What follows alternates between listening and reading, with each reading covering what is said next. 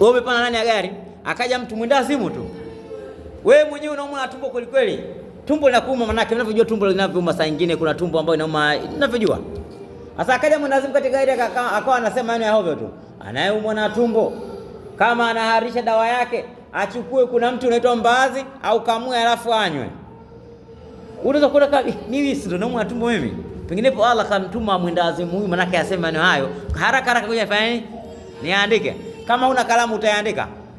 Ukifika sehemu fulani ushasahau tayari. Anakuja mwenda wazimu tena. Kama unaumwa na tumbo, tegemea tumbo linakuumaje? Tumbo lenyewe na wake mnaumwa sangie na matumbo. Kama mtu anaumwa na tumbo, akiweza basi ajalie kwamba amwambie mume wake aongeze mke wa pili, atakuwa tumbo halimuumi tena. Unaandika. Kwa sababu kuna baadhi ya matumbo manake anauma kwa wanawake kwa sababu yuko peke yake ndani. Akiwa na mwenzake tu tumbo lote aliumi tena. Kwa sababu gani?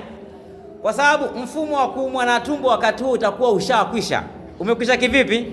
Kwamba yeye kila alipo sasa anamwaza yule mwenzake tu sasa. Yale ya tumboni ambayo yanakaa. Yale wakati huo yatakuwa hayakai tena. Ile sumu inayokaa kwenye tumbo mpaka ikaja kumuuma wakati mwezi hadi mwezi. Anakuwa hafikirii, anafikiria mke mwenza. Kwa hiyo ile sumu ndani ya tumbo inafanya nini? Inatoka. Ikishatoka kwa hiyo anakuwa anaenda maisha yake yanakuwa mazuri tu kwa sababu hasira alizokuwa nazo. Kwa ile hasira ambayo mwanadamu ameificha ndani ya ile hasira ambayo haitoki kwa mwanamke ndani ya tumbo yake inasababisha maana yake kila baada ya mwezi wengine wanaumwa nini? Wanaumwa na tumbo. Sasa ili tumbo hili simu mwanake, mwenazimu anakuja katika gari akamwambia, ili mwanamke usimwe na tumbo, mwambie mume wako aongeze mke mwingine. Anaongeza kweli? Akiongeza kweli kutokana na wivu ambao unao sasa. Kumbe kwa nini? Yaani kila siku wewe unatoa wivu. Sasa ile wivu unaotoa ndani ya nafsi yako tayari ni ile sumu ambayo mwezi hadi mwezi unaumwa nini? Unaumwa tumbo. Mwisho wake tumbo halikuumi tena. Kwa hiyo mwanafunzi kama mwanafunzi lazima awe amebaki na nini? Na kalamu na daftari. Awe ana sehemu ya kuandikia. Unaweza kuona mfano katika sehemu ameandika. Si tunajionea katika mabarabara. Unaweza kuona mfano mtu ameandika, jamani, kuna mkopo mfano wa milioni 1 bila riba, na hali ya kuwa wewe unadaiwa milioni 1 unataka kufungwa kesho na kesho kutwa. Bili namba uandike haraka. Mkopo wa milioni 1 bila riba. Huku umekopa unataka ufungwe, itabidi ukope sehemu nyingine ukalipe kwanza ile deni kule. Si ndio inawezekana? Yaani leo kama mtu anakudai milioni 1 sasa hivi, kesho anakuambia atakupeka mahakamani. Umeona sehemu imeandika kwamba kuna mkopo milioni 1 bila riba. Ukichukua ile milioni 1 bila riba ile, kama leo huna kalamu na gari inaenda mbio, utaweza kuandika ile namba ya simu ya mtu ambaye anakopesha? Utaweza. Lakini kama una kalamu na kikaratasi na noti haraka, tayari utakuwa umeepuka na janga la nini? Janga la matatizo. Hilo jambo jingine. Kwa hiyo mwanafunzi lazima awe na kalamu. Lakini mimi nimekuja na karatasi hapa makusudi, kuna kitu ambacho nataka nikifanye. Lakini kwa sababu kalamu hamna, maana wengine hawana kalamu, nitafanyaje sasa? Kama mnazo bismillah mashaallah, tutakwenda na jambo letu. Jambo jingine yale ambayo tunasema, jamani, nyinyi ndio wakina mama ambao mnasoma dini. Na nyinyi ndio wakina mama ambao mnatakiwa muwe kioo cha jamii. Yaani na kioo cha jamii sio uwe kioo cha jamii kwa wengine alafu ndani kwako manake inakuwa ni tatizo. Sasa na yule mtu ambaye anamwambia mwenzake kwenye jicho lako una takataka kwenye jicho lako, hali ya kuwa kwenye jicho lake naye kuna ile riboti ya nini? Kuna njiti ya kibiriti imekaa kwenye jicho lake haioni. Wewe mwenyewe kwanza nyumbani kwako kwanza tazama. Ni siku gani ambayo wewe ndani ya nyumbani kwako manake hujafagia siku ngapi tokea Ramadhani ingie? Inawezekana mtu ana siku 10 hajafagia. Inawezekana mwezi mzima hajafagia vile vile. Sasa unadhani mwanamume manake akiingia hapa ndani inakwaje? Mwanamume, kila mwanamume, yani umuone hivyo. Mwanamume mwingine hata kama manake ni mchafu, mimi nimekwambia anapenda usafi. Yaani yeye mwenyewe ni mchafu ndio, lakini anapenda safi. Mfano wake ili angalau utambue hilo. Inawezekana mwanamume manake ni mzinifu. Je, anapenda mke wake awe mzinifu?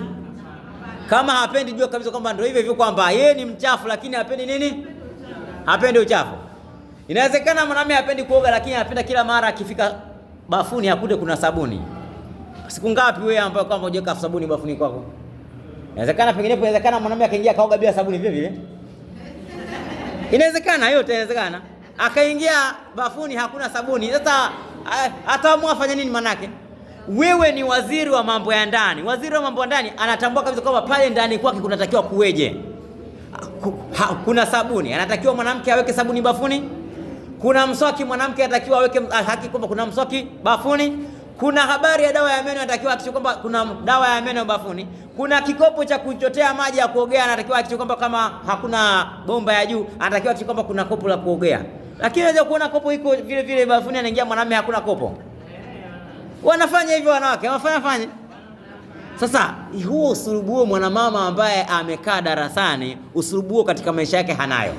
Mwanamama ambaye amekaa darasani katika madrasatul Muhammadiyya, madrasa ya Mtume sallallahu alaihi wasallam, lazima mwanamke huyu atambue kabisa kwamba kitu cha kwanza kabisa pale anapolala pale, kwanza wakati wote ametandika vizuri.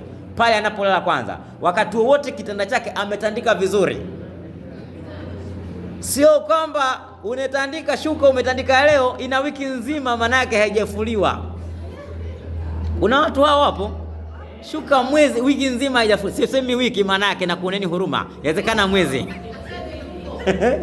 Mwezi inawezekana hajafua. Wewe shuka yako ujifua mwezi mzima? Haiwezekani. Kwa hiyo hii lazima maana kila siku ukishalala maana umeamka asubuhi, shuka angalau uwe na shuka mbili kama una umaskini. Shuka ya kwanza ukisha asubuhi ukiamka tu haraka sana ifue. Tandika ile nyingine. Ukilalia sana tu kifua itakati. Si ndio jamani? Ukilalia sana ifanye haitakati. Kwa hiyo umelala leo asubuhi, fua, tandika nyingine. Au mwingine anaweza kuichukua manake akawa akairundika, akikunja akaitupilia pale. Alafu akaiacha. Hapana. Sio mwanamke ambaye amekaa darasani. Mwanamke ambaye amekaa darasani, kwanza pale chumbani kwake panakuwa wakati wote pakusafi, pameng'ara na kitanda chake kimetandikwa. Hata kama godoro ni la miaka 200 iliyopita, lakini limetandikwa vizuri. Utajua kama ni 200 iliyopita. Wewe fanya usafi wako nyumbani kwako. Mwanamume atakuwa na na hamu ya kuingia pale nyumbani. Lakini kama pako pachafu, atakuwa na hamu ya kuingia pale nyumbani kwako. Hawezi kuwa na hamu ya kuingia nyumbani kwako siku moja.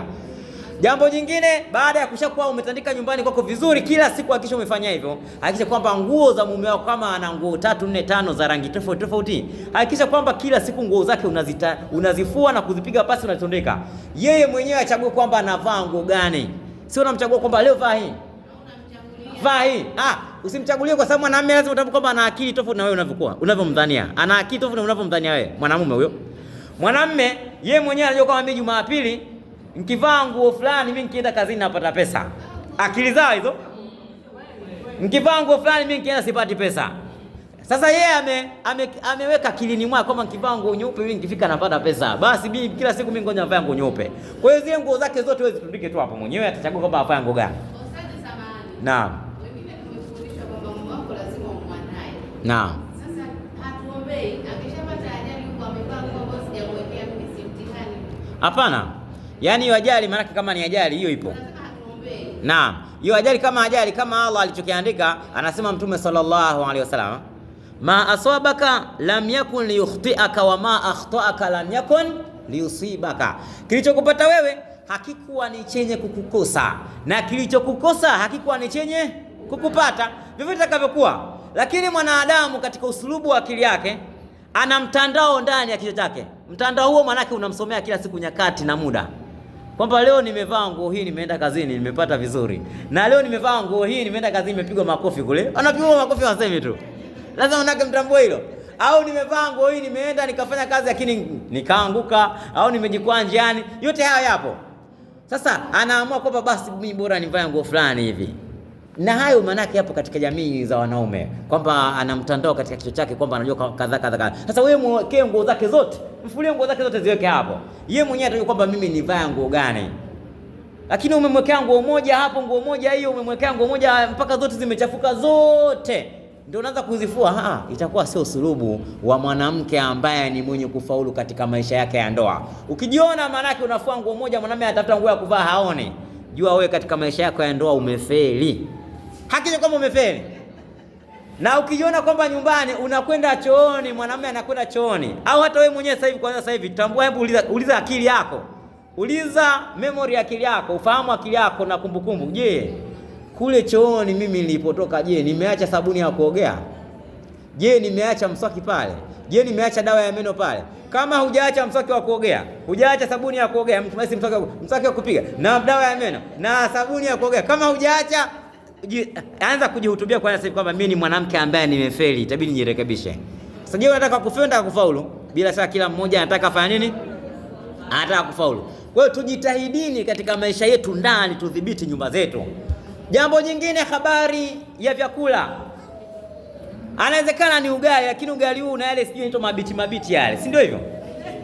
Yaani unakula ugali ukifanya hivi maana kuna kidogo kuna madude fulani ndani ukombaga, yani hujaukoroga vizuri. Yapo hayo. Sasa huyo mwanamume yake hivyo saa nyingine hasemi tu, kwa sababu kuna hadithi za Mtume sallallahu alaihi wasallam anakuambia kwamba Mtume hajaaibishapo chakula hata mara hii, hata mara moja. Kwa hiyo naye mwanamume kama ameyasoma haya, ameyasikia haya, anaamua kukaa kimya tu, lakini anajua mke wangu naye mtihani huyu, hata kupika tu anasemaga ndani ya nafsi yake. Kwa hiyo jitahidi katika upishi wako, jitahidi kidogo kaangakisha vizuri. Yaani ukikaanga kweli. Ukifanya majambo fanya majambo kweli. Kamekaanga vizuri, hata akiingia huko manake kile chakula manake anaona raha na anaona ladha ya chakula. Lakini umepika chakula manake iftari, kama ni iftari, kama ni chakula kila mwenyewe chumvi hujatia vizuri. Inawezekana saa nyingine kuna mtu mwingine anaweza kumkomoa mume wake akamwekea chumvi kwenye sukari na sukari kwenye chumvi, basi matatizo matupu. Wapo wanawake na hiyo. Sasa alafu akisema leo nimemkomoa. Unamkomea mume wako jamani. Yaani kamwekea chumvi kwenye chai. Ile sukari ile chumvi kwenye chai ile, baada ya kumwekea sukari. Alafu ile sukari akamweka kwenye mboga. Alafu anakaa pembeni anamtazama. Anajifanya hana hata habari, ana simu yake anacheza tu. Akija kunywa chai anakuta ni chumvi. Alafu anasema ndani ya nafsi yake, leo nimemkomoa kweli kweli leo. Nimemwekea chai, sukari nimeweka kwenye chumvi. Wapo watu wa aina hii. Sasa mwanamume wa aina hii, wewe ukiwa unafanya masuala haya, jua kabisa kwamba wewe umefeli wewe. Yaani katika maisha yako ya ndoa umefeli. Na tambua kwamba katika maisha ya ndoa ukifeli, hata maisha ya dini vile vile ya akhera umefanya nini? Umefeli. Kwa sababu Mtume sallallahu alaihi wasallam kashasema lau kama kuna watu wangeambiwa wasujudiwe, basi wanawake wangewasujudia nani? Waume wao. Lakini hakuna wakusujudiwa isipokuwa nani? Kwa Allah. Allah ndio akusudiwa. Kwa hiyo wewe jitahidi kidogo, yani umpembejee mume wako, kuwa naye vizuri, mtapata baraka ndani ya nini? Ndani ya maisha yenu. Kwa hiyo hii habari ya kupika, jitahidi nayo vile vile uwe unapika vizuri. Jitahidi uwe unapika vizuri. Kwa sababu kama leo hujapika vizuri, kuna wale wanaoitwa mama ntilie wanapika hao. Wewe acha. Wanapika kweli kweli. Ndio yale tunayokuambieni kwamba ukewenza una raha yake. Kwa sababu ukewenza raha yake maana mtakuwa mnapambana. Wale mama ntilie wanapika kwa sababu gani? Kwa sababu si ndio kina mama hao. Wanapika sana kwa sababu gani? Kwa sababu wako mfano katika sehemu wako watatu, wanapika huyu anapika unapambana sasa. Kila mmoja anapambana mwenzake ajue kwamba amepika sana. Sasa na nyinyi mngekuwa wawili katika nyumba watatu wanne, maana kila mmoja angejua mimi napika kweli kweli. Lakini kama uko peke yako ndani ya nyumba, utapika tu muhimu kwa sababu unajua uko peke yako. Ndio maana hata darasani mkiwa sasa hivi kila mmoja maana akili yake inafanya kazi kweli kweli, kila mmoja ataendeleza juhudi kwa sababu unajua na wapinzani sasa hivi darasani. Siwezi kuwa mzembe kwa sababu kuna wenzangu wamekuja juu kweli kweli, lazima njitahidi zaidi na zaidi. Kwa hiyo lazima uhakikishe kwamba katika mapishi nayo vile vile hakikisha kwamba unapika vizuri. Jitahidi kadiri ya uwezo wako. Sio kila siku wanasema unatoa boko. Kila siku unatoa boko tu, haiwezekani. Alafu wengine asingizia ubobo wenyewe ule mchele ule chenga. Unamwagika mchele. Unamwagika ndio maana haujakuwa vizuri. Sasa mwanamume siku nyingine anaamua kukoma, anasema ngoja ninunue mchele angalau wa shilingi 3000. Akinunua inakuja inatoka boko kuliko ile ya mwanzo. Nakuja kuuliza hili kwa kwaje? Nilitoka kidogo hapo nikaenda hapo kwa jirani hapo ndio maana ukatoka ile. Kila siku ukose sababu. Kwa hiyo lazima jamani tujitahidini. Na wengine wanaunguza. Maana yake yani hapiki yeye bila kuunguza kila siku. Lazima aunguze. Sasa mwanamke sampuli gani anaunguza bwana yeye? Hata